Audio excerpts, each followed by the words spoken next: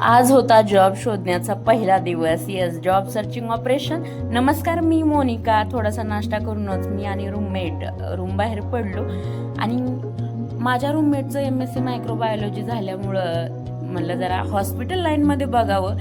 सह्याद्री हॉस्पिटलच्या कॉर्पोरेट ऑफिसमध्ये आम्ही फॉर्म भरला.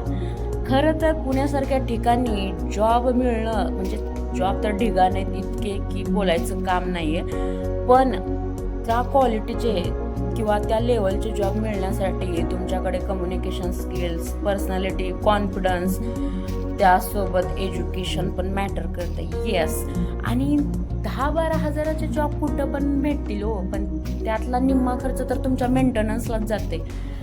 ते सगळा विचार करतच आम्ही येत होतो. म्हणलं आता मोबाईल घेतलाय रिसेंटली IQ Z9 5Gचा, तर त्याला ग्लास टाकून घ्यावं आणि मोबाईलच्या 2 दुकानात फिरून मस्तपैकी एक ग्लास टाकून घेतला आणि त्यानंतर PMTचा 40चा पास काढला आणि दिवसभर फिरायचं ठरवलं. त्याप्रमाणे फिरलो पण.